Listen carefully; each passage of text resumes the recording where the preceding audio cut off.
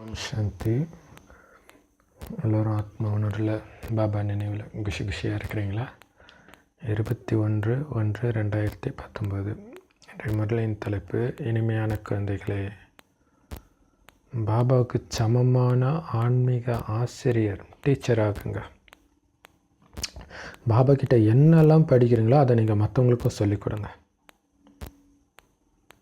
உங்களுக்கு பாபா சொல்கிறதுலாம் தாரணை ஆயிடுச்சா, புரிஞ்சிடுச்சா, மற்றவங்களுக்கு புரிய வச்சு காட்டுங்க. அப்போ நான் நம்புகிறேன் அப்படின்னு பாபா சொல்கிறார். ஸோ மெயின் எதை சொல்கிறார்? சேவை இல்லையா? ஆன்மீக ஆசிரியராகுங்க. டீச்சர் எனக்கு சமமானவங்கன்னுவார் பாபா. அதனால் பாபா கிட்ட படித்தது நீங்கள் மற்றவங்களுக்கு சொல்லணும். உங்களுக்கு தாரணை ஆயிடுச்சுன்னா மற்றவங்களுக்கு தாரணை பண்ண வைக்கணும். அப்போ தான் உங்களுக்கு தாரணை ஆயிடுச்சுன்னு நம்ப முடியும் அப்படின்னு பாபா சொல்கிறார். கேள்வி: பாபாவுக்கு அசைக்க முடியாத நிச்சய புத்தி ஒன்று இருக்குது. குழந்தைங்களும் அந்த விஷயத்தில் அசைக்க முடியாத நிச்சய புத்தி உடையவர்களாக ஆகணும். அது எந்த விஷயம்? நாடகம். நாடகத்தில் பாபாவுக்கு அசைக்க முடியாத நிச்சய புத்தி இருக்குது. நடந்து முடிஞ்ச அத்தனையும் நாடகம்னு பாபா சொல்லுவார். முந்தைய கல்பத்தில் பண்ணதைத்தான் நாம் இப்போவும் பண்ணியிருக்கிறோம். புதுசாக எதையும் பண்ணல. நாடகம் முந்தைய கல்பத்தை விட இப்போ வேறு மாதிரிலாம் நடக்காது. அந்த நாடகத்தில் உள்ள அனைத்து காட்சிகளும் நன்மைக்கு தான் நடந்திருக்கு. இந்த நாடகம்ன்ற ஞானம் இருந்தால் உங்களுடைய மனநிலை மேலே கீழே போகாது. அதனால தான் பாபாவும் அமைதியாக இருக்கிறோம். ஸோ அந்த ஞானம் நமக்குள்ளே தாரணை ஆகலைன்னு அர்த்தம். நம்மளுடைய மனநிலை மேலே கீழே போகுது அப்படின்னா. ஆனால் குழந்தைங்களுடைய மனநிலை இன்னும் அந்த மாதிரி நிலையான நிச்சய புத்தி உடையவர்களாக நாடகத்தின் மேலே ஆகலை. அதனால தான் என்ன சொல்கிறாங்க, இது மட்டும் இப்படி நடந்திருந்தால் நான் இப்படி பண்ணியிருப்பேன், இது ஏற்கனவே தெரிஞ்சதான் நான் இப்படி பண்ணியிருக்க மாட்டேனே, அப்படி இப்படின்னு வாயில் சொல்லிக்கிட்டே இருக்கிறாங்க. இப்போ நாடகம்ன்ற ஞானம் உனக்குள்ளே இல்லைன்னு அர்த்தம். நடந்து முடிஞ்சதை நினைக்காத, அதில் நன்மை இருக்கும், உனக்கு தெரியாது, வெயிட் பண்ணிகிட்டே தெரியும் இல்லையா? அப்போ ஒரு விஷயம் நடக்குது, உங்களுக்கு துக்கம் கொடுக்குது, நீங்கள் புலம்புறீங்க, இப்படி பண்ணியிருக்கலாமே, அதை விட்டுருக்கலாமே. ஆனால் ஒரு வருஷம் அல்லது 2 வருஷம் கழித்து பார்த்தீங்கன்னா அந்த சம்பவம் நடந்ததுனாலே உங்களுக்கு மிகப்பெரிய நன்மை ஆகியிருக்கும். அப்போ நன்மை நடக்கக்கூடிய ஒரு காரியத்தை நினச்சி நீங்கள் புலம்புனது வேஸ்ட்டு தானே. அப்போ அந்த நிச்சய புத்தி இல்லை. அந்த மாதிரி சார் நடந்து முடிஞ்ச அதை பற்றியும் நினைக்காதீங்க. ஒரு தடவை தப்பு பண்ணிட்டீங்களா, மறுபடியும் அதை பண்ணக்கூடாதுன்னு மட்டும் முயற்சி பண்ணுங்கள். பண்ணதை நினச்சி நீங்கள் ஃபீல் பண்ண வேண்டாம். அது தப்புன்னு தெரியுது, பாபா சொன்ன மாதிரி நீங்கள் அங்கே நடந்துக்கலன்னு தெரியுது, இனிமேல்ட்டு பண்ணாமல் இருங்க, அவ்வளோதான். ஒருத்தரை நம்பி ஏமாந்தீங்களா, சரி இன்னும் அடுத்த தடவை எச்சரிக்கையாக இருங்க, அவ்வளோதான். மற்றபடி நடந்ததை நினச்சி ஃபீல் பண்ணாதீங்க. ஓம் சாந்தி. பாபா குழந்தைங்களுக்கு, ஆன்மீக குழந்தைங்களுக்கு ஆன்மீக தந்தை புரிய வைக்கிறார். நான் எப்போ வரேனோ அப்போ யாராலையும் என்னை கண்டுபிடிக்க முடியல. ஏன்? ஏன்னா மறைமுகமாக இருக்கிறார் இல்லையா? கர்ப்பத்தில் எப்போ ஆத்மா பிரவேசம் ஆகுதுன்னு கண்டுபிடிக்க முடியுமா? கர்ப்பத்துலேருந்து குழந்தை வெளியே வர டேட்டு டைமை தான் சொல்ல முடியுமே தவிர ஆத்மா எப்போ கர்ப்பத்துக்குள்ளே போச்சுன்ற நாளோ டேட்டோ யாருக்குமே தெரியாது. அதே மாதிரி தான் சிவபாபா பிரம்மா பாபா உடலில் பிரவேசமாகிற நாள் கிழமை யாருக்கும் தெரியாது. ஏன்னா அது தெரிஞ்சால் கணக்கிட்டுருவாங்க 100 வருஷம் எதுன்ட்டு இல்லையா? துல்லியமாக அவர் எப்போ வந்தாருன்னு தெரியாது. யாரையாவது பாபா பார்த்தாருன்னா உடனே அவங்களுக்கு போதை வந்துடுது இல்லையா? சிவபாபா பிரம்மா உடல் அப்படி பார்த்த மாத்திரத்தில் அவங்களுக்கு போதை வந்துடுது. அப்படியே இந்த உடல் உணர்வை விட்டு வெளில போயிடுறாங்க. அப்போ அவங்க புரிஞ்சுக்கிறாங்க, ஏதோ உள்ள பிரவேசமாக இருக்குது, ஏதோ சக்தி வந்திருக்குது அப்படின்னு நினைப்பாங்க. சக்தி எங்கேருந்து வந்துச்சு அதை நம்ம பார்க்கலாம். சென்டருக்கு போகும்போது அவ்யக்த பாப்தாதா மீட்டப்போ எல்லாம் ஒரு மனநிலையில் இருப்பாங்க. ஒவ்வொருத்தர் சமஸ்காரம் முதல்ல அப்படியே எல்லாம் அன்றைக்கி தானே ஒன்றா கூடுவாங்க, கூடி தானே ஆகணும். அப்போ பாபா கொடுப்பார் பாருங்க 20 நிமிஷம் திருஷ்டி, அப்படியே மனசு லேசாயிடும் எல்லாருக்கும். ஸோ அப்போ அந்த சென்டரோட வைப்ரேஷனே பயங்கரமாக இருக்கும். ஸோ எது பண்ணுது? பாபாவுடைய திருஷ்டி. அப்போ டிவியில் பார்க்குறதுக்கே இவ்வளோ பவர்னால் நேரில் பார்த்தா எப்படி இருக்கும்? ஸோ அவங்களுக்கு தெரியுது ஏதோ பிரவேசமாக இருக்குது, சக்தி வந்திருக்கு. எங்கேருந்து வந்துச்சு சக்தி? இல்லை, பிரம்ம பாபா என்ன ஜபம் தவம் பண்ணிய சக்தியை ஏற்றுக்கிட்டாரு? அல்லது சிவபாபா தான் ஜபம் தவம் பண்ணாரா? ஸோ அதுதான் மறைமுகமானது. அவர் ஆல்ரெடி சக்தி ஸ்வரூபமாகவே தான் இருக்கிறார். இல்லை, பிரம்மபாபா சக்தி எடுத்துக்கிட்டு வந்தாலும் கொடுக்கல, உள்ள சிவபாபா வந்து கொடுக்குறார். ஆனால் அவர் எப்போ வர்றாரு யாருக்கும் தெரியாது. சூக்ஷ்மவாதனம் எப்போ உருவாக்கப்படுது அதுவும் யாருக்கும் தெரியாது. எவ்வளோ சூப்பர் இல்லையா? ஏன்னா பாபா வரும்போது தான் சூக்ஷ்மவாதனத்தை உருவாக்குறார். இந்த சங்கமயுகத்தில் தான் சூக்ஷ்மவாதனமே, அதுக்கப்புறம் இருக்காது. ஸோ அதை எப்போ உருவாக்குனார் யாராலையும் சொல்ல முடியாது. பாருங்களேன், இந்த நாடகம் எப்போ ஆரம்பித்தது சொல்ல முடியாதுன்றது ஒரு பெரிய ஆச்சரியம். ஆனால் பாபா எப்போ வர்றாருன்னு உங்களால் சொல்ல முடியாதுன்றார்.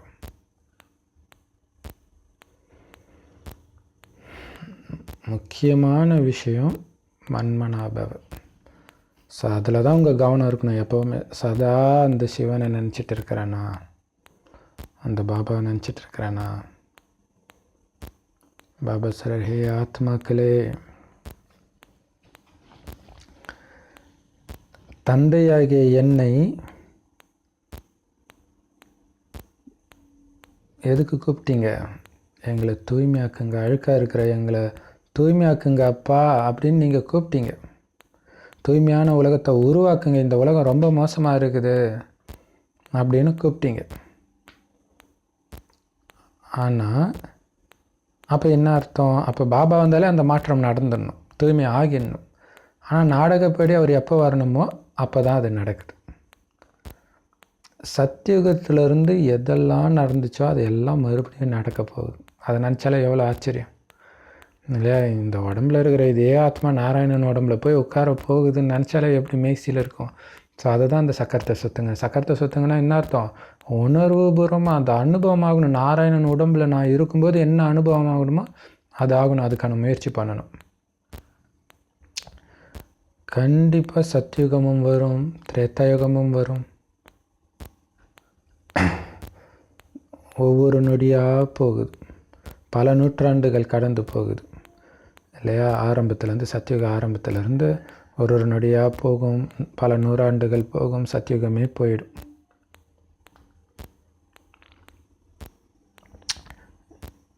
நம்ம சத்யுகம் போனதை பார்க்கலையே அப்படின்னு சொல்கிறாங்க. ஆனால் நீங்கள் கடந்து வந்திருக்கிறீங்கன்னு பாபா தான் புரிய வைக்கிறார் இல்லையா? அவங்களுக்கு என்னமோ சொல்கிறாங்க, சத்யுகத்தில் இவங்க வாழ்ந்தாங்களாம், திரேதாயுகத்தில் இவங்க வாழ்ந்தாங்களாம், நம்மளா பார்த்தோம் அப்படின்றாங்க. பாபா சொல்கிறார், நீ பார்த்த, நீ தான் அங்கே வாழ்ந்துட்டு வந்திருக்கிற. ஏன்னா முதல்ல என்கிட்டேருந்து பரந்தாமத்திலேருந்து டாட்டா சொல்லிவிட்டு ஓடி போன முதல் குழந்தை நீ தான் இல்லையா? தேவதை ஆத்மாக்கள் நீங்கள் தான் பிரிஞ்சு போனீங்க. அதனால் இதை ஆழமாக சிந்தனை பண்ணுங்கள், அப்போ தான் இந்த போதை ஏறும். போயிட்டு டக்குன்னு நான் வந்தேன், ஹீரோ பார்ட்டு நடித்தேன் அப்படின்னா எவ்வளோ ஜாலியாக இருக்கும்.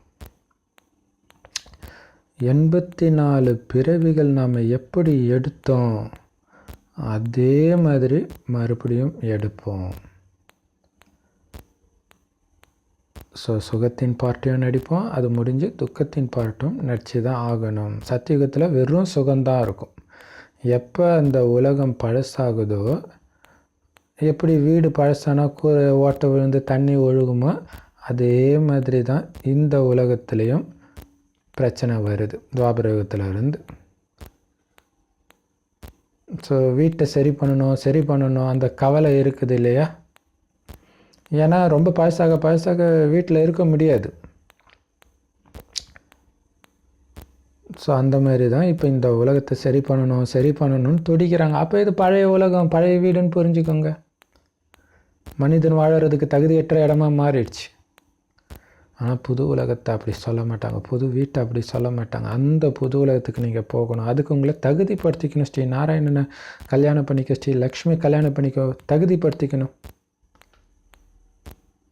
ஒவ்வொரு பொருளும் எப்போவுமே ஆரம்பத்தில் புதுசாக தான் இருக்கும், பிறகு தான் பழசாகும். ஸோ அப்போ புது உலகம் அப்போ எப்படி இருக்கும்? ஸோ அங்கே போகிறதுக்கு ஆத்மாவை அந்த யுகத்தை சார்ந்தவர்களுடைய குணத்தை நிரப்பிக்கணும் ஆத்மாவுக்குள்ளே. இப்போ குழந்தைகளாகி உங்களுக்கு இது சிந்தனை வருது. வேறு யாராலையும் இதை புரிஞ்சிக்க முடியாது இல்லையா? புது உலகம் வருது, நாம் போகிறோம், அதுக்கு நாம் தகுதி அடைஞ்சிக்கணும், இந்த குணத்தை வளர்த்துக்கணும், அது யாருக்குமே தெரியாது.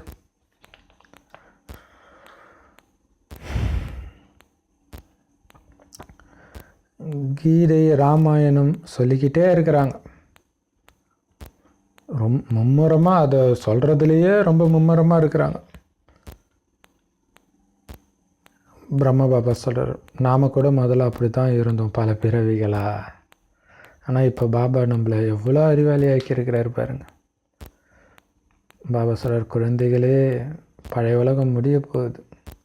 அதனால் பழைய உலகத்தில் பழக்கத்தை எல்லாத்தையும் விட்டுடுங்க, புது உலகத்துக்கு போகணும். நாம் எல்லோரும் போக மாட்டாங்க, அதனால் எல்லோரும் மாறினதுக்கப்புறம் மாறலான்னு நினைக்காதீங்க. எல்லோரும் முக்தி தாமத்தில் போயும் உட்காந்துக்கவும் முடியாது, கொஞ்சம் பேர் வந்து தான் ஆகணும் இல்லையா? மொத்தமாக போய் அங்கேயே போய் உட்காந்துக்கவும் முடியாது. ஸோ புது உலகத்துக்கு போகணும். புது உலகத்துக்கு எல்லோரும் வரமாட்டாங்க. ஸோ ஒட்டுமொத்த உலகமாக அப்படியே அழிஞ்சு காணாமல் போயிடுமானா அப்படியும் கிடையாது. உலகம் இருக்கும், ஆத்மா மீண்டும் வந்து தான் ஆகணும். இப்போ நாம் பழைய உலகத்திலும் இல்லை, புது உலகத்திலும் இல்லை, இடையில் இருக்கிறோம், சங்கம யுகத்தில் இருக்கிறோம். மங்களகரமான யுகம் இது. ஏன்னா இந்த யுகத்தின் மூலமாக தான் நரகம் சொர்க்கமாக்கப்படுது, மனிதர்கள் தேவதைகள் ஆக்கப்படுறாங்க, துக்கத்திலேருந்து எல்லோரையும் மீட்டெடுக்கப்படுறாங்க.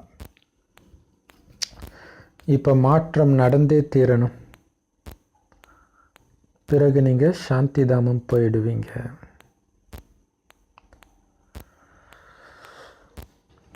அங்கே சுகத்தின் உணர்வுடைய விஷயம் எதுவுமே கிடையாது எங்கள் பரந்தாமத்தில். ஏன்னா 5 புலன்கள் இல்லாமல் நீங்கள் என்ன சுகத்தை அனுபவிக்க முடியும்? உடல் இல்லாமல் என்ன சுகத்தை அனுபவிக்க முடியும்? ஸோ அதனால் அந்த அமைதியில் இருப்பீங்க, அவ்வளோதான். ஸோ அந்த உலகம் வரப்போகுது. ஸோ இப்போ அந்த பரந்தாமத்துக்கு போகிறதுக்கும் சுகதாமம் போகிறதுக்கும் பாபா நம்மளை தயார்படுத்துகிறார், ஆத்மாவை தூய்மையாக்குறார். ஸோ அங்கே எந்த சுகமும் கிடையாது பரந்தாமத்தில். அதனால் நீங்கள் அங்கேயே இருந்துட்டு இருக்கணும்னு ஆசைப்படாது, போகணுமா டக்குன்னு வரணும் சொர்க்கத்துக்கு. வேள்வியில் கண்டிப்பாக தடை ஏற்படும்னு பாடப்பட்டிருக்கு. ஸோ அதுதான் மகாபாரதம், அதுதான் ராமாயணம், அதுதான் எல்லா புராண கதைகளும். இந்த ஞான யஜ்யத்தில் நடக்கிற தடை தான் அசுரர்களுக்கும் தேவதைகளுக்கும் இடையில் நடக்கிற சண்டையை காட்டிட்டாங்க. அது இப்போவும் நடந்துட்டு இருக்கிறத நீங்களும் பார்க்குறீங்க, ஒவ்வொரு கல்பத்திலும் நடக்க தான் செய்யும். ஆனால் அதை எதிர்கொள்ளக்கூடிய பக்குவமானவர்களாக ஆகிட்டீங்க அப்படின்னு என்ன அர்த்தம்? உங்களுடைய மனநிலை அதனால் ஆடலை, என்ன வேணாலும் ஆகட்டும், ஒரே சீராக இருக்கிறீங்க. ஸோ புது உலகத்தின் ஸ்தாபனையும் பழைய உலகத்தின் விநாசமும் சாதாரண விஷயம் கிடையாது. இங்கே மிகப்பெரிய எதிரி தடை எது? காமம். காமம் தூய்மை விஷயத்தில் தான் தடை வருது, கொடுமை நடக்குது. அதைத்தான் திரௌபதியை சபையினர் முன்னாடி துகிலுரியதாக காட்டினாங்க. ஸோ பிரம்மச்சரியத்தை பெண் கடைப்பிடிக்கிறா அல்லது ஆண் கடைப்பிடிக்கிறான்னு சொல்லும்போது தான் பிரச்சனையே ஸ்டார்ட் ஆகுது இல்லையா? அதுதான் மெயின், மற்றதெல்லாம் சும்மா. சதோ பிரதான நிலையிலேருந்து எல்லாரும் கண்டிப்பாக தமோ பிரதான நிலைக்கு வந்து தான் ஆகணும், படி இறங்கித்தான் ஆகணும் இல்லையா? ஐயப்பன் மேலே உட்காந்துட்டு இருக்க முடியாது, இறங்கி வந்து தான் ஆகணும். ஸோ அதுக்கு தான் படிக்கட்டு காட்டியிருக்கிறாங்க. ஏறினவர் இறங்கி தான் ஆகணும், இறங்கினவர் ஏறி தான் ஆகணும். தம பிரதானமாக ஆகித்தான் தீரணும். கண்டிப்பாக இந்த உலகம் பழசாக ஆகித்தான் தீரணும். ஸோ இதை நாம் தெரிஞ்சுக்கிட்டது மட்டும் இல்லை, ஞாபகம் வச்சுக்கணும் எப்போவுமே. அதுதான் சக்கரம் இல்லை? இந்த விஷயத்தை மனசில் ஆசை போட்டுக்கிட்டே இருக்கிறது தான் சக்கரம். ஸோ இந்த ஞானத்தை நீங்களும் படிக்கணும், மற்றவங்களுக்கும் சொல்லிக் கொடுக்கணும். சொல்லிக் கொடுக்கக்கூடிய டீச்சராக அந்த மாதிரி தகுதியுடையவராக ஆகணும். ஏன்னா ஞானம் கண்டிப்பாக உங்கள் புத்தியில் இருக்குது, இருக்கிறதுனால தான் நீங்கள் டீச்சர் ஆகுறீங்க இதை படித்து.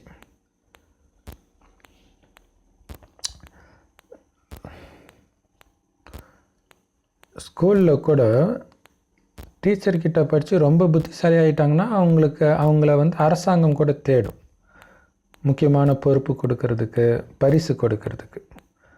அதேமாரி பாபா சொல்கிறாரு, சிவன் இல்லையா சத்தியமான டீச்சர் அவர். அந்த டீச்சர்கிட்ட படிக்கிற நீங்களும் டீச்சர் தான், உங்களை டீச்சராக்கி இருக்கிறாரு சொல்லி கொடுத்து. ஒரே ஒரு டீச்சர் என்ன பண்ண முடியும்? எப்படி சூப்பராக சொல்கிறார் பாரு. ஒரு சிவபாபா மட்டும் என்ன பண்ண முடியும்? ஒவ்வொரு தடையும் எல்லாம் மதுபனில் தான் கேளுங்கன்னா எல்லாம் ஒரு டெய்லியும் போக முடியும்?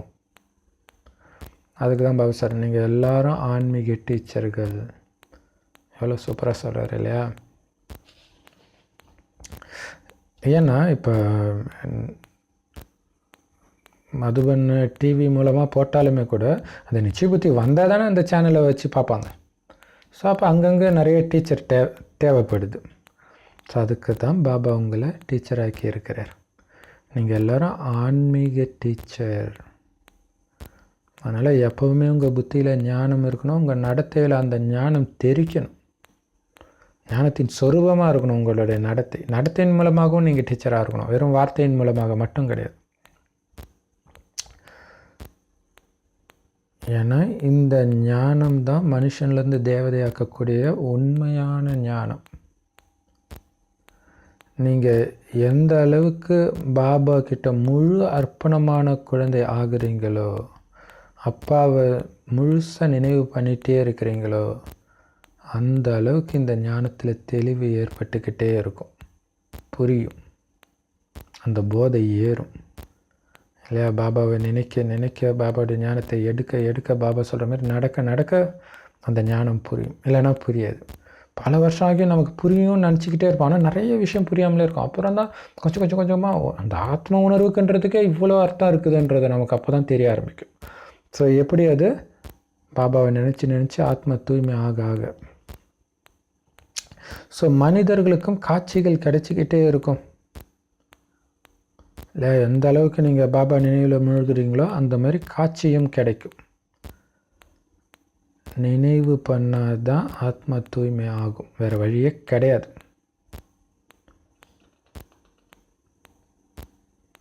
அது மட்டும் இல்லை, நீங்கள் தூய்மை ஆகிட்டிங்கன்னா உங்களுக்கும் காட்சி கிடைக்கும், மற்றவங்களுக்கும் உங்கள் மூலமாக காட்சி கிடைக்கும். ஸோ அதனால் தூய்மை ஆக்குறதுக்கு, அந்த உதவி பண்ணுறதுக்கு தான் பாபா வந்திருக்கிறார், குழந்தைக்கு உதவி செய்கிறதுக்கு. அதான் அப்பாவுடைய வேலை. ஸோ அதான் ஞானத்தை கொடுக்குறாரு. ஆனால் அவர் எல்லோருக்கும் ஒரே மாதிரி கொடுத்தாலும் குழந்தைங்க அந்த ஞானத்தை எடுக்கிறதுல வரிசைக்கிரமமாக இருக்கிறாங்க. அதனால் பாபா சொல்கிறார், உங்களுக்கே தெரியும் இந்த ஞானம் எந்த அளவுக்கு உங்களுக்குள்ள தாரணையாக இருக்குது, எந்த அளவுக்கு அது உங்களுடைய நடத்தை ஆயிடுச்சு, அந்த இனிமைத்தன்மை எல்லாம் வந்துடுச்சு, அசுரகுணம் கொஞ்சம் கூட இல்லைன்றது உங்களுக்கே தெரியும் இருக்குதா இல்லையான்ட்டு. ஸோ அதேமாதிரி இந்த ஞானம் எந்த அளவுக்கு புரியுதுன்னு உங்களுக்கு தெரியும். ஒருவேளை புரியுதுன்னு நீ சொன்னா புரிய வச்சு காட்டு, யாருக்காவது புரிய வச்சு காட்டுன்றார் பாபா. இது செல்வம், ஞான செல்வம். ஏன்னா நீ செல்வத்தை மற்றவங்களுக்கு கொடுத்தா தான் உங்ககிட்ட செல்வம் இருக்குதுன்னே நம்புவாங்க. நீ யாருக்கிட்டையுமே கொடுக்கலாம், சரி அவங்ககிட்ட எதுவுமே இல்லை போல இருக்குது அப்படின்னு நினச்சிக்குவாங்க. இந்த செல்வத்தை நீ எப்போ தானம் பண்ணுறியோ, இந்த ஞான செல்வத்தை, அப்போ தான் நீ மகாதானின்னு சொல்ல முடியும் உன்னை. ஸோ மகாதானி, மகாரதி, மகாவீரர் எல்லாம் ஒன்று தான், ஒரே விஷயந்தான். மகாரதினால மகாவீரனால. ஆனால் எல்லாரும் ஒரே மாதிரி கிடையாது, எல்லாம் வரிசைக்கிரமமாக இருக்கிறாங்க. உங்ககிட்ட பாருங்கள் எத்தனை பேர் வராங்க, அத்தனை பேரையும் அத்தனை பேருக்கும் நம்ம ஞானத்தை கொடுக்க முடியுமா? அத்தனை பேரும் மாற்றுறது சாத்தியமா?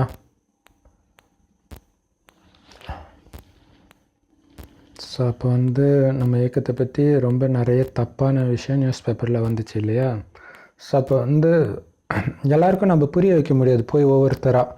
ஸோ அப்போ நியூஸ் பேப்பரில் இந்த தப்பான விஷயத்தை கேட்டு குழப்பம் அடைஞ்சு உங்ககிட்ட கேட்க வரும்போது, ஐயோ நம்ம எவ்வளோ பெரிய தப்பு பண்ணிட்டோம், இங்கே அற்புதமாக இருக்குது இந்த ஞானம், நியூஸ் பேப்பரில் அப்படி தப்பாக போட்டுட்டானுங்களே.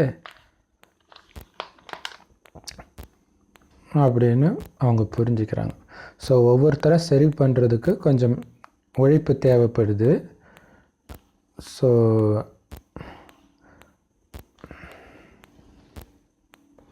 அவங்களுக்கு உண்மையை புரிய வச்சு பாபா குழந்தையாக்குறது அவ்வளோ உழைப்பு தேவைப்படுது. பட் ஆனால் எல்லாரும் ஒரே மாதிரி இருக்கிறதில்ல. ஒரு சிலர் மகாரதியாகவும், ஒரு சிலர் குதிரைப்படை சார்ந்தவர்களாகவும், ஒரு சிலர் காலாட்படை சார்ந்தவர்களாகவும் தான் இருக்கிறாங்க. நாடகத்தில் அப்படி தான் பதிவாகி இருக்குது. ஆனால் கடைசியில் உங்களுக்கு தான் வெற்றி கிடைக்க போகுது. எவ்வளோ பிரச்சனை வந்தாலும், எவ்வளோ குழப்பம் வந்தாலும், அந்த கடைசி நாள், அந்த தீர்ப்பு நாள் சொல்கிறாங்க இல்லையா, ஸோ அது மைண்டில் இருந்துக்கிட்டே இருக்கணும். கடைசியில் எல்லோரும் நம்மக்கிட்ட வருவாங்க. ஸோ அது மைண்டில் ஓடிக்கிட்டே இருக்கணும் எப்போவும். ஸோ அப்போ தான் உங்களுக்கு அடுத்த ஸ்டெப்பு தைரியமாக எடுத்து வைப்பீங்க. முந்தைய கல்பத்தில் யாரெல்லாம் பாபா குழந்தை ஆனாங்களோ அவங்க தான் இப்போவும் ஆவாங்க. மற்றபடி குழந்தைங்க கண்டிப்பாக முயற்சி பண்ணணும், புரிய வைக்கிறதுக்கு முயற்சி பண்ணிகிட்டே இருங்க அப்படின்னு பாபா சொல்கிறார். ஸோ எங்கெல்லாம் போய் புரிய வைக்கிறது? சிவன் கோயிலுக்கு போங்க. லிங்கத்தின் மேலே தண்ணி அபிஷேகம் பண்ணுறீங்களே ஏன் அப்படின்னு கேளுங்க. ஏன்னா உங்களுக்கு தெரிஞ்சதுனால கேளுங்க. ஏன் அவர் என்ன பண்ணார்? ஸோ அபிஷேகம் பண்ணுறீங்க. ஸோ அது அபிஷேகம் அவரை மகிமைப்படுத்துறது தான். ஆனால் அவர் என்ன பண்ணார்? ஸோ அதுக்கு பாபா ஒரு கதையை உதாரணமாக சொல்கிறார். ஒரு பொண்ணு நெருப்பு கறி கடன் வாங்க போனாலாம். போனோடனே அவளை பிடிச்சி அந்த வீட்டுக்கு எஜமானன் ஆக்கிட்டாங்களாம். ஸோ அந்த மாதிரி ஏதோ மனசுக்கு அமைதி கிடைக்கும். எனக்கு ரொம்ப டென்ஷன் உடனே யாராவது சொல்லுவாங்க, சரி அங்கே போங்க, பிரம்மகுமாரி சென்டர் போங்க, அங்கே நல்லா இருக்குது. உடனே சரின்ட்டு அமைதிக்காக வருவாங்க. கடைசியில் பார்த்தா உலகத்தின் மகாராணி ஸ்ரீ லக்ஷ்மியாக மாத்துறார் பாபா. இல்லை, நெருப்பு கறிக்கு சமமாக அல்பகால அமைதி அடைகிறதுக்காக வந்தாங்க. ஆனால் அவங்க சதாகால அமைதி ஆனந்தம் நிறைந்த உலகத்தின் எஜமானியாக ஆக்குறார் பாபா. ஸோ நம்மளுடைய உதாரணம் தான் இது. ஸோ எல்லாரையும் எழுப்புறீங்க நீங்கள். அதுக்காக தான் நிறைய இடங்களுக்கு போகிறீங்க. உங்களுக்கு இன்விடேஷன்லாம் வருது, இங்கே சொற்பொழிவு பண்ணுங்கள் அது மாதிரி. ஸோ எப்போ வந்தாலும் நீங்கள் குஷியாக போய் சேவை செய்யணும். காசி போன்ற இடங்களில் நிறைய பட்டங்கள்லாம் கொடுக்குறாங்க. ஸ்ரீ அந்த மாதிரி, சரஸ்வதி அந்த மாதிரி பட்டங்கள் கொடுக்குறாங்க. இங்கே டாக்டர் பட்டம் மாதிரி அங்கே ஆன்மீகவாதிகளுக்கு பட்டம் கொடுக்குறாங்க. பாருங்க, பக்தியில் எத்தனை விதமான கோயில்கள் இருக்குது, எவ்வளோ கோயில்கள் இருக்குது. அதுவே இன்றைக்கி ஒரு பிஸ்னஸ் ஆயிடுச்சு. ஒரு நல்ல பொண்ணு தேர்ந்தெடுத்து அவங்கள கீதை மனப்பாடம் செய்ய வச்சு, அந்த பொண்ணு வாய் வழியாக சொல்ல வச்சு, அவங்க மூலமாக வர காசை சம்பாதிக்கிறாங்க.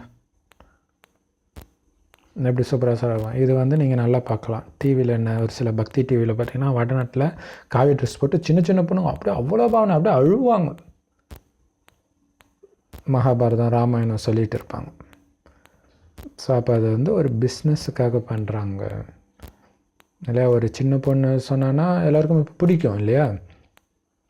ஸோ சம்பாதிக்கிறதுக்காக இப்படி பண்ணுறாங்க அப்படின்னு பாபா சொல்கிறார். இந்த மாதிரி பண்ணலன்னா அப்புறம் எப்படி வருமானம் கிடைக்கும்? ஸோ அதுக்காக தான் இப்படி பண்ணுறாங்க. ஸோ அது நிறையா வடநாட்டு பக்தி டிவிலெல்லாம் பார்த்தா தெரியும். யாராவது சத்சங்கம் பண்ணிகிட்டு இருப்பாங்க. ஸோ அது எல்லாத்துக்கும் காஸ்ட்ல இருக்குது. சரி, மாந்திரிகம் இதெல்லாம் நிறையா கற்றுக்கிறாங்க. ஸோ அது ஒரு பிஸ்னஸ். ஸோ அந்த மாதிரி இடத்துக்கெல்லாம் போய் புரிய வைங்க. ஆனால் ஒருபோதும் சாஸ்திரத்துக்கு விளக்கம் சொல்லாதீங்க, சொல்ல வேண்டியதில்லை. அப்பாவுடைய அறிமுகத்தை கொடுக்கணும், அதுதான். ஸோ பாருங்கள், பாபா இங்கே இப்படி சொல்கிறார். இன்னொரு பக்கம் கீதையின் பகவான் யாருன்னு நிரூபிங்கன்றார். அப்போ கீதையின் பகவான் யாருன்னு நிரூபிங்கன்னா அப்போ சாஸ்திரத்தை தானே சொல்லணும். ஸோ இதில் தான் அந்த டிஃப்ரென்ஸ் இருக்குது. என்னென்னா, சாஸ்திரத்தில் இருக்கிறது எல்லாம் ரைட்டுன்னு முதல்ல நீங்கள் பேசக்கூடாது. பேசிட்டிங்கனாலே முடிஞ்சு போச்சு. அப்போ இதுக்கு என்ன அர்த்தம்னு கேட்பாங்க இல்லையா. சாஸ்திரத்தில் நிறைய தப்பு இருக்குது, கீதையிலே இருக்குது. ஏன்னா கிருஷ்ணர் தான் கடவுள் தானே இருக்குது. ஸோ அதனால் உண்மை ஒன்று இருக்குது, அது இதில் வெளிப்படுது. அப்போ நீங்கள் சொல்லுங்கள், யார் கீதையை சொல்லியிருப்பா அப்படின்னு சொல்லணும். ஸோ அந்த போர்ஷனை மட்டும் எடுத்து சொல்லணும். ஃபுல்லுத்துக்கும் நாங்கள் விளக்கம் கொடுக்கல, அது ஒரு சாரமாக சொல்கிறோம் இல்லையா? ஸோ அப்படி தான் சொல்லணும். நீங்கள் ஃபுல்லாக ஒரு லைனுக்கு சொல்ல போனீங்கன்னா நம்ம மென்டல் ஆகிடும். ஏன்னா அந்தளவுக்கு குழப்பம் கண்டிப்பாக இருக்குது கீதையில். நான் இதுவாக இருக்கிறேன், நான் அதுவாக இருக்கிறேன், அப்போ எங்கும் நிறைந்த ஒரு கடவுள் தானே வருது. அதனால் நீங்கள் சாஸ்திரத்துக்கு விளக்கம் சொல்ல தேவையில்லை, அப்பாவுடைய அறிமுகத்தை கொடுக்கணும், அவ்வளோதான். முக்தி, ஜீவன் முக்தி கொடுக்குற வள்ளல் ஒரு சிவபாபா தான். அதனால் அவருக்குத்தான் மகிமை பண்ணணும் அப்படின்னு நீங்கள் புரிய வைங்க, நீங்களும் மகிமை பண்ணுங்க. ஸோ அப்போ சொல்லுங்கள், அப்பாவுடைய அறிமுகம்னா இப்போ சிவன் முக்தி கொடுப்பவர்ன்றது பக்தியிலே தெரிஞ்ச விஷயந்தான். ஆனால் அவர் தான் ஜீவன் முக்தியும் கொடுக்குறாருன்றதையும் புரிய வைக்கணும். அதனால் அவருக்கு நாம் மகிமை பண்ணணும். பாபா சொல்கிறாரு, உங்களை ஆத்மான்னு உணர்ந்து என்னை நினைவு செய்யுங்க, சிவத்தந்தையோ ஒளிப்புள்ளியோ நினைவு செய்யுங்கன்னு அவர் சொல்கிறாரு. இதுதான் உண்மையிலே மன்மனாபவன்னு கீதையில் இருக்கிறதுடைய அர்த்தமே தவிர கங்கையில் போய் குளிக்கணும்னு அர்த்தம் கிடையாது அப்படின்னு புரிய வைங்க இல்லையா? உங்கள் பாவத்தை போக்குற ரகசியம் கீதையில் இருக்குது, மன்மனாபவ. ஆனால் அது ஒன்றும் போய் கங்கையில் குளின்னு அர்த்தம் கிடையாது. உங்களை ஆத்மா, அழியக்கூடிய உடல் கிடையாது, ஆத்மானு உணர்ந்து என்னை நினைவு செய்யுங்கன்றது தான் அதோடைய அர்த்தம். மாமேக்கம் அப்படிங்கிறதுடைய அர்த்தம் என்ன? என் ஒருத்தனை மட்டும் நினைவு செய்யுங்க. செமஸ்டர் இல்லையா? அப்போ நான் என்னை மட்டும் நீ நினைவு செஞ்ச அப்படின்னா எல்லா பாவத்திலேருந்தும் உங்களை விடுவிப்புன்ட்டு இறைவன் வாக்குறுதி கொடுக்கிறார். ஸோ அதுதான் என்னை சரணடை, உன்னை மேல்நிலை அடைய வைக்கிறேன் அப்படின்னு கீதையிலே வரும். எப்போ ராவணன் வந்தானோ அப்பொழுதுலேருந்து பாவம் ஆரம்பமாயிடுச்சு. அதனால் உயர்ந்த பதவியை அடையிறதுக்கு பயங்கரமாக முயற்சி பண்ணணும். பதவிக்காக மனிதர்கள் இரவு பகலாக எவ்வளோ தலையில் அடிச்சிக்கிறாங்க பாருங்கள். இது ராவண ராஜ்யம். கண்டிப்பாக ராவணன் பாவம் செய்ய வச்சுக்கிட்டே இருப்பான். ஸோ அதிலிருந்து நாம் தப்பிக்கணும் அப்படின்னா கடுமையான முயற்சி பண்ணணும், பயங்கரமாக நினைவு பண்ணணும். அப்போ தான் நம்ம உயர்ந்த பதவி அடைய முடியும். ஏன்னா இந்த கலியுகத்தில் பாருங்கள், மனிதர்கள் உயர்ந்த பதவி அடையிறதுக்காக இரவு பகலாக எவ்வளோ கஷ்டப்படுறாங்க. அது அரசியல் பதவி மட்டும் இல்லை, படித்து பதவி அடையிறதுக்கும் கூட. அதேமாரி இதுவும் 21 பிறகு உயர்ந்த பதவி அடையிறதுக்கான படிப்பு. ஆனால் நீங்கள் புக்கை வச்சு புஸ்தகத்துடைய ஞானம் கிடையாது இது இல்லையா? ஒரு புக்கு, ஒரு வேதங்களை வச்சு நீங்கள் புரிய வைக்க வேண்டிய அவசியம் கிடையாது. ஏன்னா உங்கள் புத்தியில் 84 சக்கரம் பதிஞ்சிடுச்சு, நீங்கள் பாட்டுக்கு போய் சொல்ல வேண்டியது தான் இல்லையா? மிகப்பெரிய ரகசியம் இது. எங்கே இருந்து வருதுன்றது யாருக்குமே தெரியாது. ஸோ மற்றபடி நமக்கு புரிய வைக்கிறது பெரிய விஷயமே கிடையாது, ஈஸி. ஏன்னா பாபா ஒன்றும் ஒவ்வொரு பிறவியோடைய விஸ்தாரத்தை சொன்னால் தான் உங்களுக்கு கஷ்டம். அப்படியே சாரமாக்கி சொல்லிட்டார். நாராயணனாக இருந்தால் மீண்டும் நாராயணன் ஆகணும், நாராயணனாக இருக்கும்போது உனக்கு விகாரம் கிடையாது, மீண்டும் விகாரத்தை வென்ற நாராயணன் ஆகிடுவேன் அப்படின்னு சொல்கிறார். 84 பிறவி மொத்தமாக இந்த சக்கரத்தில் முடிச்சிட்ட. இப்போ வீட்டுக்கு போகிற டைம், போக போகிறது ஆத்மா. ஆனால் ஆத்மா அழுக்காக இருக்குது, அழுக்காக இருக்கிற ஆத்மா அங்கே போக முடியாது பரந்தாமத்துக்கு. ஸோ கண்டிப்பாக தூய்மை ஆகணும். அதுக்கு என்னை நினைவு செய்யுங்க, அவ்வளோதான் சொல்கிறார். என் ஒருவனை மட்டும் நினைவு செய்யுங்க. இதையே நீங்கள் எல்லாருக்கிட்ட சொல்லிகிட்டே இருங்க. ஒரு கோயில் ஃபங்க்ஷனில் பார்த்திங்கன்னா ஒரு இந்து முன்னணிக்காரங்க அவங்களுடைய நோட்டீஸ் அடித்து கொடுக்குறாங்க. கொடுத்துட்டு ஒரு தீர்த்தம்னு ஒன்று கொடுத்துட்டு ஓம் நம சிவாய் சொல்லுங்கள், ஓம் நம சிவாய் சொல்லுங்கள் சொல்லி கொடுக்குறாங்க. ஸோ இங்கே நம்மளுடைய மந்திரம் என்ன? அப்பாவை நினைவு செய்யுங்க, அப்பாவை நினைவு செய்யுங்க. இதை மட்டும் சொல்லிக்கிட்டே இருங்க இல்லையா? நாராயணன் நாம 84 பிறவி எடுத்து அழுக்காயிட்டோம், மீண்டும் தூய்மையாகி நாராயணன் ஆகணும், அதுக்கு அப்பாவை நினைக்கணும், அவ்வளோதான். சில குழந்தைங்க பாபா எனக்கு யோகாவே வரமாட்டேங்குதுன்னு சொல்கிறாங்க. பாபா சொல்கிறார், நான் எங்கே ஒன்று யோகா பண்ண சொன்னேன்? என்னை நினைக்க தானே சொன்னேன். அப்பாவை நினைக்கிறது குழந்தை கஷ்டமாக என்ன? ஏன் யோகான்ற வார்த்தையை சொல்கிற? அதனால தான் நீ மறக்கிற. யோகானோ ஏதோ ஒன்று, அப்பாவை நீ நினைக்கிற, அவ்வளோதான். எப்படி சூப்பராக சொல்லுவான், உங்கள் அப்பாவை நீ எப்படியெல்லாம் நினைப்ப, உன் கணவனை எப்படியெல்லாம் நினைப்ப, அந்த மாதிரி அப்பாவை நினச்சிக்கிட்டே இரு. அவர் பேசுனது என்னென்ன, அவர் கொடுக்குற ஆஸ்தி என்னென்ன நினச்சிட்டே இரு. ஏன்னா அப்பாவை யாராவது நினைக்க முடியாதுன்னு சொல்லுவாங்களா என்ன? லௌகிக தந்தையை நினைக்க முடியலன்னு சொல்கிறீங்களா? அதே மாதிரி தான் இவங்களும் தாய் தந்தை தான். இவரும் படிப்பிக்கிறார் இல்லை? சரி, சிவபாபா உங்களுக்கு சொல்லி கொடுக்குறார். மற்றபடி பிரம்மா பாபாவாக இருந்தாலும் சரஸ்வதியாக இருந்தாலும் அவர்கிட்ட இருந்து படிக்கிறவங்க தான். ஸோ சொல்லி கொடுக்குற அந்த ஒரு தந்தையை நினைவு செய்யுங்க. எந்த அளவுக்கு நீங்கள் படிக்கிறீங்களோ அந்த அளவுக்கு தான் நீங்கள் மற்றவங்களுக்கும் புரிய வைக்கிறீங்க. அப்போ நீங்கள் புரிய வைக்கிறதே இல்லைன்னா நீங்கள் அந்த அளவுக்கு தான் படிக்கிறீங்கன்னு அர்த்தம். பாபா சொல்றார், குழந்தைகளே, எந்த வேத சாஸ்திரத்தை படித்தாலும் என்ன ஜபம் தவம் பண்ணாலும் என்ன அடைய முடியாது. அப்படி இருக்கும்போது அதை பண்ணுறதுனால என்ன நன்மை? எதுக்காக பண்ணுறீங்க? என்ன அடைய முடியாது சொல்லியாச்சு, அப்புறம் எதுக்கு அதை பண்ணுறீங்க? நீங்கள் இறங்கி தான் வரணும். அதாவது பாபா விட்டு விலகி தான் போவீங்க அதன் மூலமாக. ஸோ அதனால் அதை பண்ணுறதை நிறுத்திட்டு ஜஸ்ட் பாபாவை நினைக்கிறோம், அவ்வளோதான். பாபா சொல்கிறார், உங்களுக்கு இப்போ யாருமே எதிரி கிடையாது இல்லையா? உங்களுக்கு எவ்வளோ பெரிய துக்கம் கொடுத்துருக்கட்டும், உங்களுக்கு இனி எதிரி கிடையாது. ஏன்னா அப்பாவுடைய குழந்தை சகோதரர்கள் தெரியாமல் பண்ணிட்டாங்க, அல்லது நீங்கள் ஏற்கனவே செஞ்சதுக்கு பலன் அது. இருந்தாலும் யாரும் எதிரி இல்லை தான். இருந்தாலும் பாவம் எப்படி சேருது, புண்ணியம் எப்படி சேருதுன்றதை நீங்கள் கண்டிப்பாக புரிய வைக்கணும். ராவண ராஜ்யத்துக்கு பிறகு தான் பாவமே சரிங்க, இதுக்கு முன்னாடி பண்ணது கிடையாது. புது உலகத்தில் கிடையாது, பழைய உலகத்தில் தான்.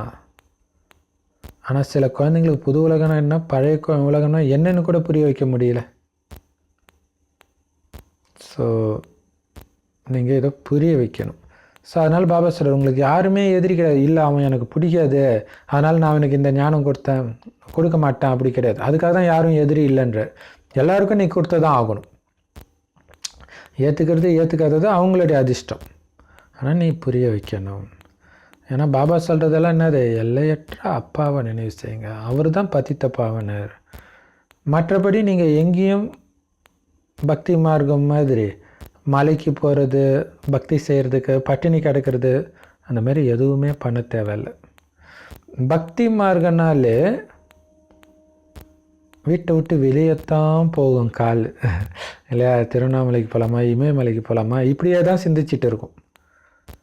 ஆனால் நீங்கள் எங்கேயும் போக தேவையில்லை. வீட்டில் உட்காந்து அப்பாவை நினைவு பண்ணிக்கிட்டே இருங்க. உங்கள் காரியம் செஞ்சுக்கிட்டு அப்பா நினைவிலே இருங்க.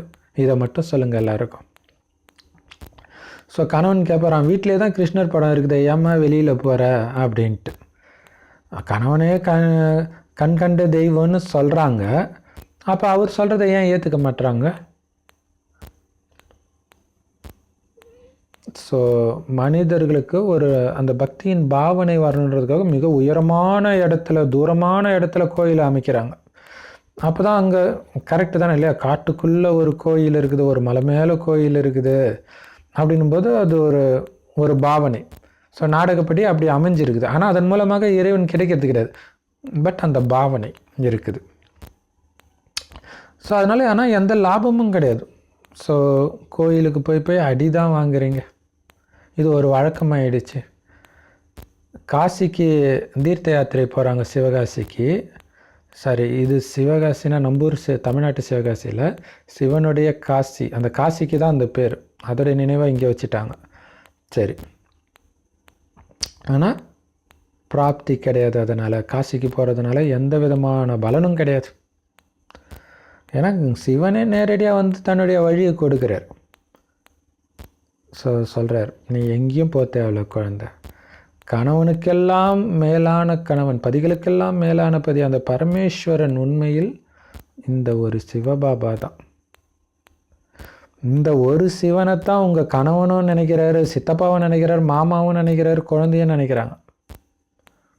ஏன்னா எல்லாருக்கும் கணவன் இவர் தான், பதி பரமேஸ்வரன் அல்லது பிதா பரமேஸ்வரன். ஸோ அவரை நீங்கள் கணவனாக நினச்சாலும் சரி, அப்பாவாக நினச்சாலும் சரி, இவரை மட்டும் நினைவு செஞ்சால் தான் உங்கள் பாவம் அழியும். உங்களுடைய ஆத்ம ஜோதி ஏற்றப்பட்டுட்டு இருக்குது. இப்போ எப்படி இறைவனை நினைக்க தான் ஆத்மான்ற உணர்வு ஏற்படுத்த பாபா சொல்கிற, உங்களுடைய ஆத்ம தீபம் எரியறதுனால உங்கள் மூலமாக மற்றவங்களுக்கும் ஆத்ம தீபம் ஏற்றப்படுது. அதாவது அப்பாவுடைய அறிமுகத்தை நீங்கள் கொடுக்குறீங்க. ஸோ குழந்தைங்களுடைய பேரும் பிரபலம் ஆகியே தீரணும். ஸோ அப்போ தான் அந்த குழந்தைய வச்சு அப்பா பிரபலமாவார். ஸோ அப்பா தான் குழந்தைங்களுடைய பேரை புகழடைய வைக்கிறார்.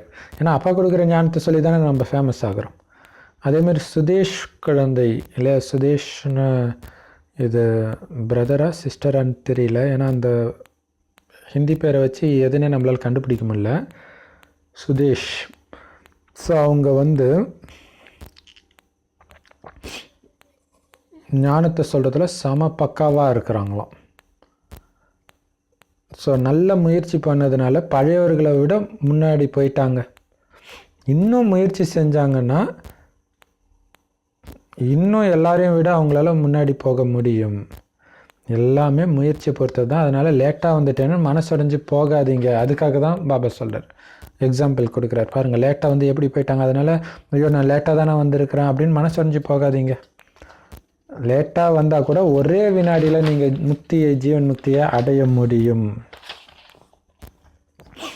அந்த கர்மாதித்த நிலையை அடைய முடியும். ஸோ எல்லாமே என்னது, முயற்சி, வைராக்கியம், சதப்பிரதானம் ஆகணுன்ற அந்த கவலையை எந்த அளவுக்கு சீரியஸாக எடுத்துக்கிறீங்க இதை பொறுத்து தான் இருக்குது. நாளுக்கு நாள் இந்த மாதிரி நிறைய பேர் வெளிப்பட்டுக்கிட்டே இருப்பாங்க. லேட்டாக வரவங்க பக்காவாக போயிட்டே இருப்பாங்க. நாடகத்தில் கண்டிப்பாக உங்களுடைய வெற்றி நிச்சயிக்கப்பட்டிருக்குது. ஆனால் தடை வரதான் செய்யும். வேறு எந்த சத்சங்கத்தில் இந்த மாதிரி தடையெல்லாம் வர்றது கிடையாது. இங்கே ஏன் வருதுன்னா காமத்துக்கு எதிராக கொடுக்கப்படுற ஞானம் இது, அதனால் குழப்பம் ஏற்படுது. அமிர்தம் இருக்கும்போது யாராவது விஷத்தை சாப்பிடுவாங்களான்னு ஒரு பாட்டு இருக்குது. ஸோ அந்த மாதிரி நமக்கு ஞான அமிர்தம் கிடச்சிச்சு, அதனால் காமன்ற விஷயத்தை விட்டுடுறோம். இந்த ஞான அமிர்தத்தின் மூலமாக தான் தேவதா தர்மம் ஸ்தாபனை ஆகுது. இந்த ஞான அமிர்தத்தை சாப்பிட்றதுனால தான் நம்ம தேவதை ஆகிறோம். சத்தியுகத்தில் ராவண ராஜ்யம் கிடையாது. அதனால் அங்கே இந்த விகாரம் விஷம் இருக்காது. ஸோ விஷமற்ற உலகம், காமங்கிற விஷமற்ற உலகம். காமம் இல்லாட்டினாலே துக்கம் இருக்காது. ஸோ அந்த மாதிரி உலகத்துக்கு நம்ம போகிறோம். எவ்வளோ அழகாக பாபா விளக்கம் கொடுக்குறார். ராமராஜ்யத்துக்கு பக்கத்துலேயே ராவண ராஜ்யத்தையும் காமிச்சிருக்கிறோம் இல்லை. ஸோ விதவிதமாக படம் இது. ஸோ ராவண ராஜ்யத்து கீழையும் மேலே ராமராஜ்யத்தையும் அப்படியும் காட்டலாம். அப்படி இல்லைன்னா இந்த சக்கரமே இல்லையா, இந்த சைடு ராவணராஜ்யம், இந்த சைடு ராமராஜ்யம் அப்படி காட்டலாம். ஸோ இன்னும் ராமராஜ்யம் உருவாக எவ்வளோ நேரம் இருக்குதுன்னு காட்டுறீங்க. ஸோ ரெண்டுத்துக்கும் நடுவில் சங்கம் யுகத்தில் நாம் இருக்கிறோம். உலகம் மாறிட்டு இருக்குது சொர்க்கமாகன்னு நம்ம புரிஞ்சுக்கிறோம். ஸோ புது உலகத்தை உருவாக்குறவரும் பழைய உலகத்தை அழிக்கிறவரும் ஒரு தந்தை தான். இது ரொம்ப ஈஸி தானே. ஆனால் இந்த விஷயம் உங்களுக்கு தாரணை ஆகாததுனால மற்ற உலகியல் விஷயத்தை ஞாபகம் வச்சுக்கிட்டு இருக்கிறீங்க இல்லையா. ஸோ உலகியல் விஷயத்தை மறந்தால் தான் இந்த ஞானம் உங்களுக்கு தாரணை ஆகும். ஸோ அதுக்கு தான் பாபாவை நினைக்கணும். பாபாவை நினைக்கும் போது தான் அந்த உலகியல் விஷயங்கள்லாம் என்னென்னாலும் எப்போவோ நடந்ததெல்லாம் டக்குன்னு ஞாபகம் வரும் பாபா நினைவில் இருக்க. ஸோ அந்த விஷயத்தை ஃபுல்லாக அழித்து முழுக்க பாபா ஞானம் மட்டுமே உள்ளே போகும்போது தான் தாரணை ஆகும். ஸோ மற்ற உலகியல் விஷயம் வரும்போது என்ன ஆயிடுது, ஞானமும் மறந்துடுது, பாபாவை நினைக்கணுன்ற யோகமும் மறந்துடுது. உயர்ந்ததிலும் உயர்ந்த பகவானுடைய குழந்தைகள் நாளுக்கு நாள் செழிப்புடையவர் ஆகிட்டே இருக்கிறீங்க. செல்வம் கிடைக்குது இல்லையா, செலவுக்காகவும் இல்லையா, ஒவ்வொரு சென்டருக்கும் தானாகவே பணம் வந்துக்கிட்டே இருக்கும், பண்டாரா நிரம்பிகிட்டே இருக்கும், உண்டியல் நிரம்பிகிட்டே இருக்கும். ஏன்னா இது பாபாவுடைய பண்டாரா, எப்பவும் காலி ஆகாது இல்லையா. ஸோ முந்தைய கல்பத்தில் எப்படி செலவு பண்ணீங்களோ அதேமாரி பண்ணுறீங்க. முந்தைய கல்பத்தை விட நீங்கள் அதிகமாகவும் பண்ணுறது கிடையாது, குறைவாகவும் பண்ணுறது கிடையாது, அப்படி நாடகம் பண்ண விடாது. ஸோ பாபாவுக்கு நாடகத்தின் மீது அசைக்க முடியாத நிச்சய புத்தி இருக்குது. ஸோ இது சிவபாபாவுக்கும் சொல்லலாம், பிரம்ம பாபாவுக்கும் சொல்லலாம். நடந்து முடிஞ்ச அத்தனையும் நாடகம். அதனால் இப்படி ஆயிருந்தால் இது பண்ணியிருக்கலாம் அப்படிலாம் சொல்ல வேண்டிய அவசியம் இல்லை. கரெக்டாக நடக்கும் எல்லாமே இல்லையா? நீங்கள் ஜஸ்ட்டு ஞானத்துலேயும் யோகத்துலேயும் பக்காவாக்கி சேவை பண்ணிக்கிட்டே இருங்க. தானாகவே உங்களுடைய உண்டியல் நிரம்பும், சென்டருடைய உண்டியல் நிரம்பிக்கிட்டே இருக்கும்.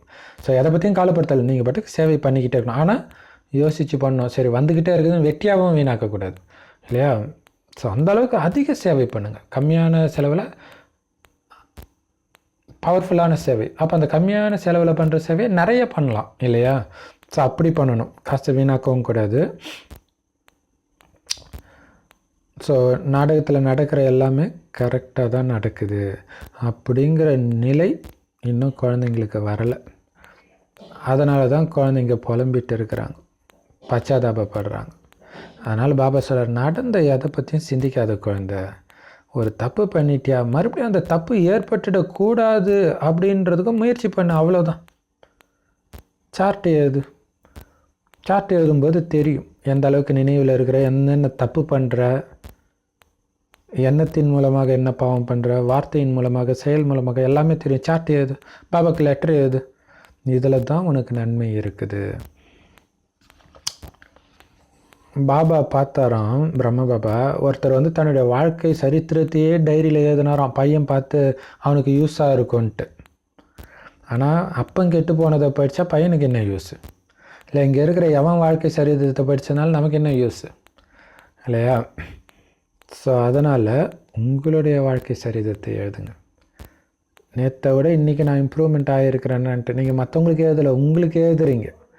பாபா சொல்கிறாரு ஒரு வழினா அந்த வழிபடி நடக்கிறதுல தான் உங்களுக்கு நன்மை இருக்குது. சார்ட் வாங்கினா வைக்கிறதுல தான் உங்களுக்கு நன்மை இருக்குது. இங்கே பாபா கிட்ட பொய் சொன்னாலும் ஒன்றும் வேலைக்கு ஆகாது. நாரதருடைய உதாரணம் இருக்குதுல்ல, உள்ளுக்குள்ளே காமம் இருக்குது, லக்ஷ்மியை கல்யாணம் பண்ணிக்கணும்னு நினச்சா எப்படி முடியும்? ஸோ அதனால் சார்ட் எழுதுங்க. சார்ட்டில் தான் நன்மை இருக்குது, நிறைய நன்மை இருக்குது. ஸோ தினம் தினம் முன்னேறி போகிறீங்களா, இறங்குறீங்களா, எல்லாமே தெரியும். ஸோ பாபா கட்டளை கொடுக்குறார், குழந்தைங்க அந்த கட்டளைப்படி நடக்கணும், அவ்வளோதான் நல்லது.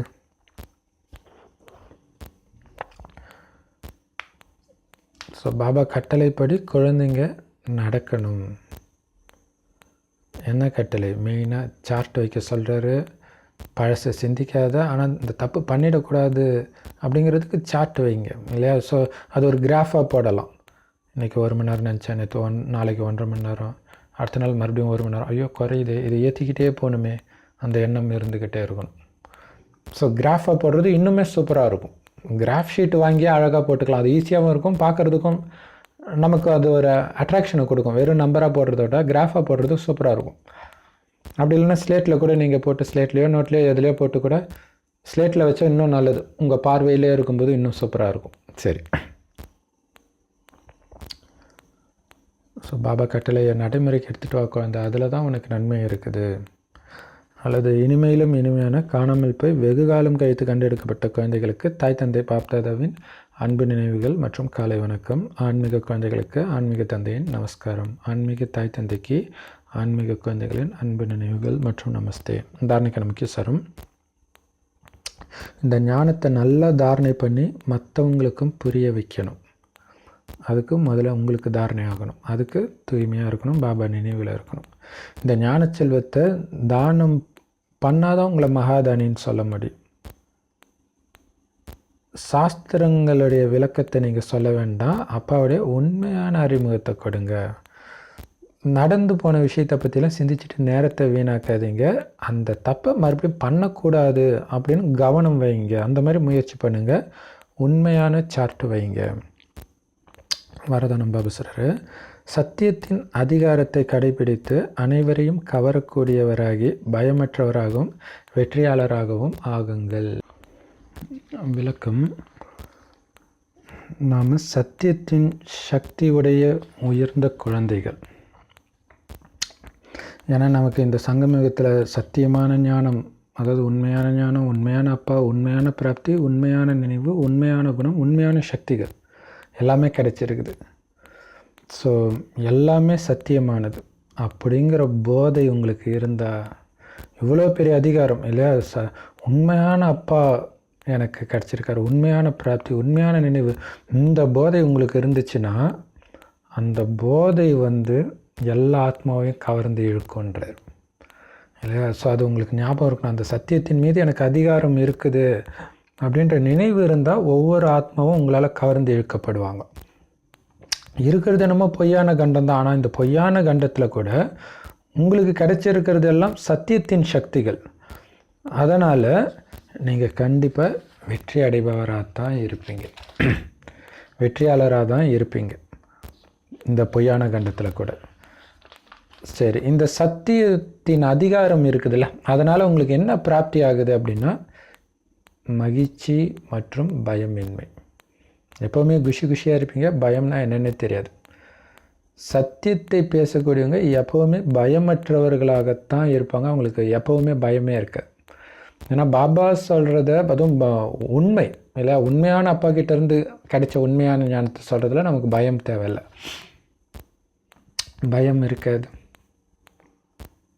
ஸ்லோகன் இப்போ பார்த்திங்கன்னா ஒரு சில மதங்களில் மற்ற மதத்தை சாத்தான்னு சொல்லப்பட்டிருக்கிறத சொல்லிவிட்டு அவங்களுக்கு அது பிரச்சனை வரும்போது ஐயோ நான் சொல்லவே இல்லைன்றாங்க. அப்போ அவங்களுக்கு பயம் இருக்குது, ஏன்னா அது உண்மையான ஞானம் கிடையாது, அதனால் மாட்டிக்கிறாங்க. ஆனால் பாபா சொல்கிறதுனால பிரச்சனை வராது. ஆனால் சொல்கிற விதத்துலேயும் சொல்லணும், அதுவும் இருக்குது, பணிவாகவும் சொல்லணும். சரி, ஸ்லோகன். வாயுமண்டலத்தை சக்திசாலியாக மாற்றணும் அப்படின்னா உங்களுடைய உள்ளுணர்வு சக்திசாலியாகவும் இருக்கணும், நேர்மறையான எண்ணம், பாசிட்டிவ் தாட்ஸ் இருக்கணும். அப்போ வாயுமண்டலத்தை ஈஸியாக மாற்றிடலாம். ஸோ சக்திசாலியான உள்ளுணர்வும் இருக்கணும், அப்போ வாயுமண்டலம் தானாகவே மாறிடும். இல்லை சுற்றி குழப்பமான சூழ்நிலை, ஆனால் நீங்கள் அப்படி ஒரு ஆழ்ந்த அமைதி உங்கள் உள்ளுணர்வில் இருந்துச்சுன்னா தானாகவே வாயுமண்டலத்தை உங்களால் மாற்ற முடியும். இப்போ வாயுமண்டலத்துடைய தாக்கம் உங்களுக்குள்ளே ஏற்படக்கூடாது. பிரம்மபாபாவுக்கு சமமாக மாறுறதுக்கான பயிற்சி, பிரம்மபாபா தன்னுடைய ஒவ்வொரு கர்மத்திலும் அன்பை தான் வெளிப்படுத்துகிறார், தன்னுடைய ஒவ்வொரு பேச்சிலையும் அன்பை தான் வெளிப்படுத்துகிறார், சம்பந்தம் தொடர்பு எல்லாத்துலேயும் அன்பை வெளிப்படுத்திக்கிட்டே இருக்கிறார். ஏன்னா அவருடைய நினைவும் அன்பில் தான் மூழ்கி இருக்குது, அவருடைய மனநிலையும் அன்பில் தான் மூழ்கி இருக்குது. அந்த மாதிரி பிரம்ம பாபா ஃபாலோ பண்ணுங்கள். அந்த மாதிரி அன்புடையவராக மாறுறவங்க தான் எப்பயும் அன்பில் மூழ்கி இருக்க முடியும். அந்த அன்பில் மூழ்கிய நிலை மூலமாக மற்றவர்களையும் ஈஸியாக தனக்கு சமமாக பாபாவுக்கு சமமாக மாற்ற முடியும். ஸோ வழக்கமாக இந்த கண்டினியூஸாக அந்த பயிற்சி ஃபுல்லாகவே அன்பில் மூழ்கிறத பற்றியே வருது. ஓம் சாந்தி. I love you, Bab Dada. Thank you, Bab Dada.